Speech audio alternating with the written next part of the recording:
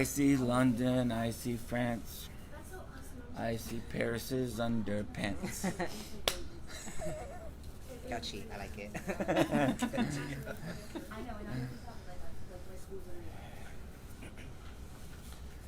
All right, flukes. Let's see what. Ooh, look at them socks. Birthday socks, huh? Christmas. Cute. Dang it, I always forget to go grab them glasses, but I can probably read. All right, Nancy, so we're going through this text of the way of the Bodhisattva. A Bodhisattva is somebody that has dedicated their life to helping other people, and not only in this life, but in some Buddhist faiths or sects, I guess, they believe in reincarnation, right? And so they're saying that if you make this Bodhisattva vow, you're agreeing to come back life after life after life just to help other people. And what a Bodhisattva stirs up within themselves is something called bodhicitta, and that's loving kindness towards other people. So we're constantly talking about bodhicitta. It's like this flash of not focusing on yourself. If something happens, you start noticing other people's feelings and what other people need over what you need, you know. And so we're saying that we're baby bodhisattvas here. You know, maybe we haven't got it down pat yet, but we're trying to work our way up to sharing loving kindness and generosity and doing what we can to make this world a better place. Make sense? All right. And Shantideva, he preached this sermon, and somebody wrote it down in 700 AD. Yeah, that's a long time ago, right? All right, so Shantideva says, the goal of every act is happiness itself. So think about that. He's saying that every single thing that we do in one way or another is because we want happiness. In this world, in Buddhism, they say we're always reaching for something that we want, and we're always trying to push away something that we don't want. And that causes suffering or samsara in this life. It's like every single day, you know, we're pissed off because the tire's flat, but at the same time we're fixing the tire, we're like, you know, I'm tired of driving to work every day. My boss needs to give me a raise. As soon as I get into work, I'm going to tell him if he doesn't give me a raise, I'm going to quit. So you're like upset, and you're wishing that this one thing didn't happen while you're already reaching for something else that you think's going to make you happy.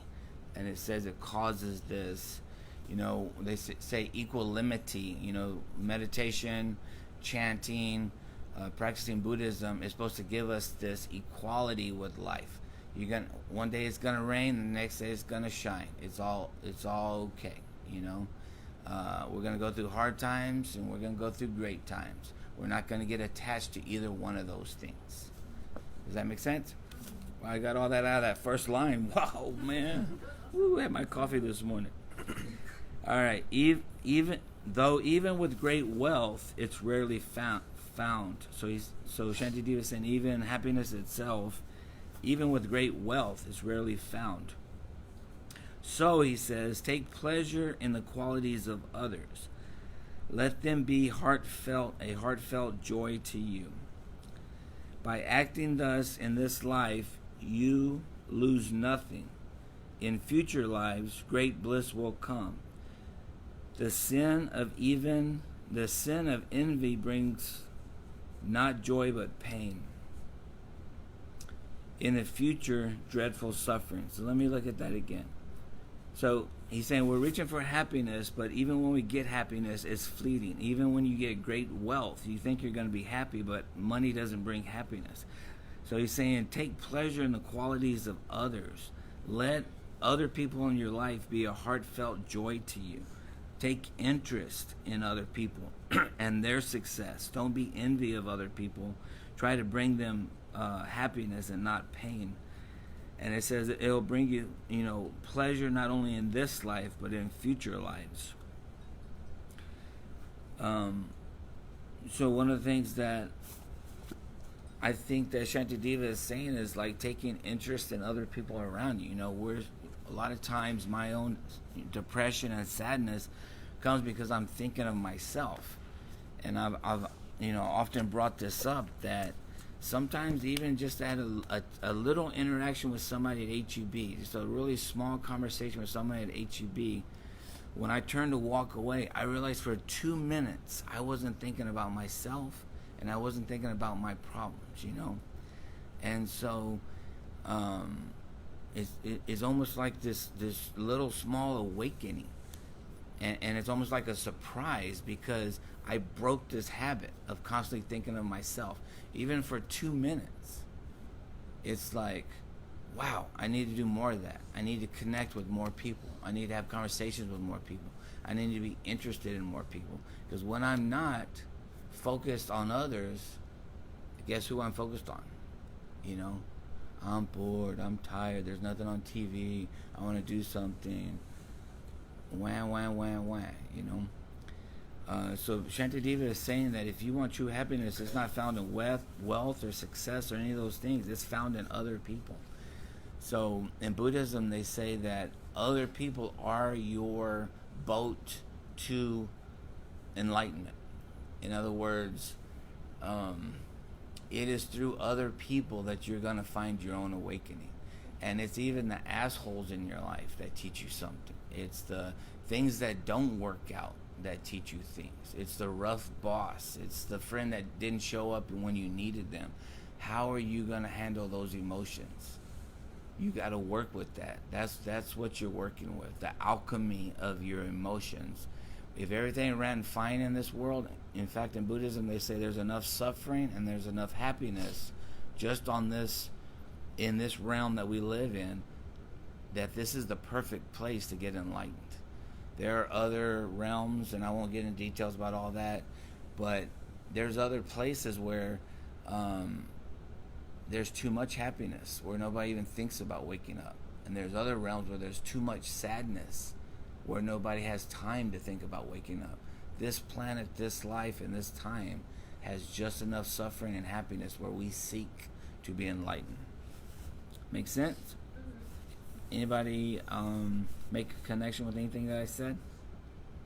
I think that what you were saying about wealth would not bring you happiness, I think that a lot of people focus on the things that I'll be happy when I graduate, I'll be happy when I get a boyfriend, I'll be happy when I lose weight, but they can't be happy in the time in the moment now because they're just searching for happiness at other times and other places and with other people.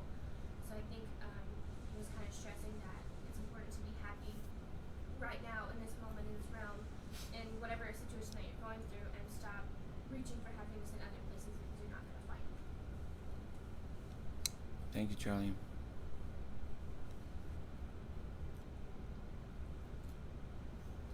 Anybody else make a connection with that? I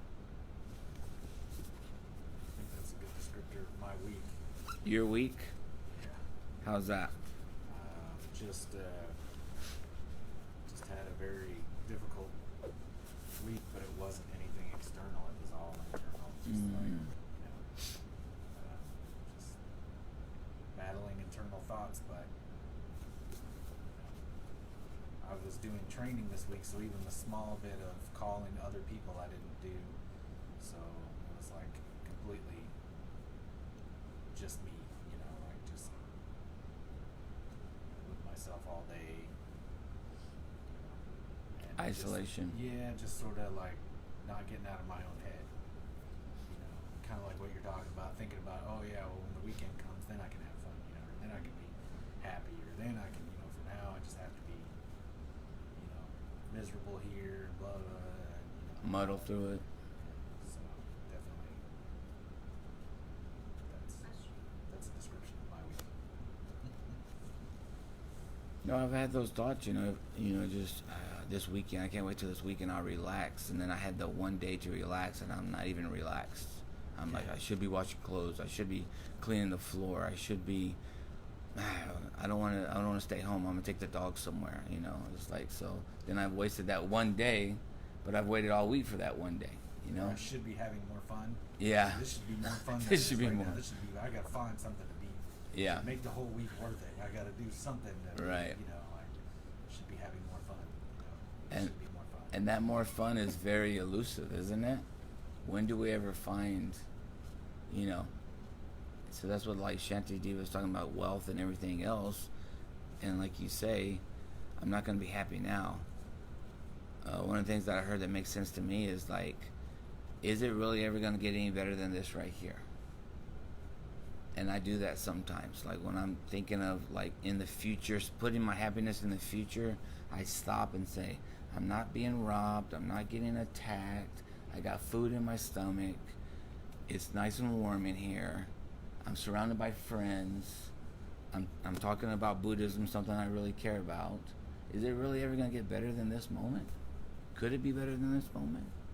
You know? So just to breathe and be here now, right? So crippling. Like focusing your happiness somewhere else. Yeah. My friend Vanessa was telling me that she's so lonely, she's so sad, she hasn't showered in 3 days. Mm. And I'm like, well, you know, you're isolating yourself, and that's why you're so sad. You're not reaching out for help, nor are you trying to